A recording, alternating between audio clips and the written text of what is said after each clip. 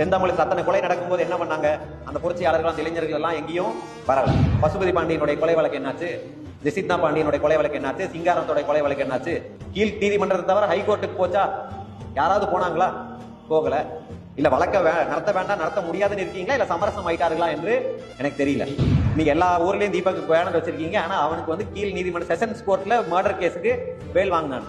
திருஷ்டிக்கு வந்திருப்பாங்க. அவங்க கிட்ட போய் கம்பராமாயணத்துல இருந்து ஆரம்பிப்பாங்க தேவேந்திர வரலாறு பேசுவது. இதெல்லாம் அசிங்கமா இல்லையா உங்களுக்கு?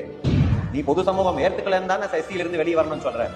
எஸ்சியில இருந்து வெளியேறணும் என்பது வெறும் எஸ்சி பிசி சர்டிபிகேட் வாங்கி வீட்டுல வச்சுக்கிறது கிடையாது. அது நம்மளுடைய குணம் மாற்றம், மனம் மாற்றம் எல்லாமே, உளவியல் மாற்றம் எல்லாமே வரணும். மத்தவங்க எல்லாம் முன்னாடி கட்சியை நிறுத்துவான், உள்ளுக்குள்ள ஜாதியா இருப்பான். இங்க வெளியே ஜாதியை நிற்கிறது, பின்னாடி தேர்தல் நேரத்துல வந்து எந்த கட்சியா இருக்கிறது அடையாளமே இல்லாம போயிடலாம். எப்படி இருக்க வேண்டுமோ அப்படி ரிவர்ஸ்ல இருக்கிறான். இதே பரமக்குடியில தானே எத்தனை ஆயிரக்கணக்கான லட்சக்கணக்கான ஒரு தியாகியார் நினைவெடுத்துக்கு வந்துட்டு போறாங்க. வந்துட்டு போய் யாருக்கு ஓட்டு போடுறாங்க? ஒட்டப்பிடாரத்துல எம்எல்ஏ வந்து சிலை கடத்துறாரு அப்படின்னு போட்டா அதுலயும் சிலர், ஐயோ நம்ம ஜாதி அவருக்கு எதிரா ஏன் பேசுறீங்க, எப்படி அவர் நம்ம ஜாதியா அதனால அவர் சிலை கடத்தினா கண்டுக்காம விட்டுறணுமா? அப்ப யார் சிலையை கடத்தினாரு? தேவர் சிலையை கடத்தினா அவன் சும்மா இருப்பானா? நாடார் ஊர் சிலையை கடத்தினா சும்மா இருப்பானா? நம்ம ஊர் சிலையை தான் திருடிட்டு போறோம். அப்ப நம்ம பேசிதான் ஆகணும். இப்படி சிலை கடத்துறவர் நம்ம ஜாதி அதனால நம்ம விட்டுருவோம்னா, நாளைக்கு மணல் கடத்துறவனுக்கு ஒரு ஜாதி இருக்கும், கிரானைட் கொள்ளை அடிக்கிறவனுக்கு ஜாதி இருக்கும், எல்லாத்துக்குமே ஒரு ஜாதி இருக்கும். அப்பப்போ யார் எல்லாரும் அப்ப எதுக்கு மாற்றம் வேணும்னு எதுக்கு பேச முடியும்? நீ எல்லா ஜாதிக்கும் அவன் ஜாதிக்கு கொள்ளை அடிக்கிறவனுக்கு ஆதரவு தெரிவிக்கிறது தான் ஜாதியா? ஜாதி என்றால் தவறை தவறு என்று சொல்லணும்.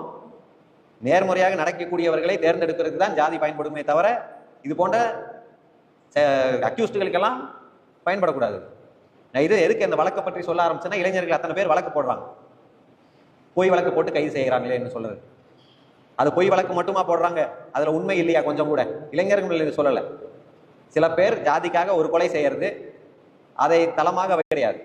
அதே மாதிரி சரி இடஒதுக்கீடுக்காக தான் போராடணும், படிங்க படிங்கிறீங்க, படிச்சு என்ன பண்ண போறீங்க? இடஒதுக்கீடு படிச்ச வேலைக்கு இடஒதுக்கீடு கிடையாது, எல்லாத்தையும் தூக்கி அருந்ததி கொடுத்தாங்க. நீ நேரம் ஓப்பன் போட்டால பிராமணன் கூடியும் செட்டியார் கூடியும் தான் போட்டி போடுற நிலைமையில் இருக்குது. நீ எந்த பேராசிரியர் பொறுப்போ பொறியாளர் பொறுப்போ எதுவுமே பட்டியல் ஜாதினா தேவேந்திர குல வேளாளர் கிடைக்கக்கூடாத போல செஞ்சு வச்சிருக்காங்க. அதை எதிர்த்து போராடினாலும் புதிய தமிழகம் தனித்து தான் போராடுது, ஜாதி தனியா வீர வணக்கம் செலுத்தி கொண்டு அஞ்சலி செலுத்தி கொண்டும் இருக்கு.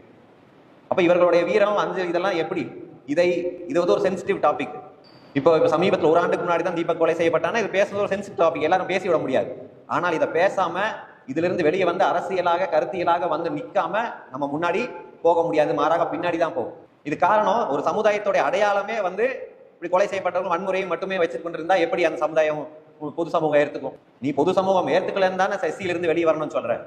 எஸ்சியில இருந்து வெளியேறணும் என்பது வெறும் எஸ்சி பிசி சர்டிபிகேட் வாங்கி வீட்டுல வச்சுக்கிறது கிடையாது. அது நம்மளுடைய குணம்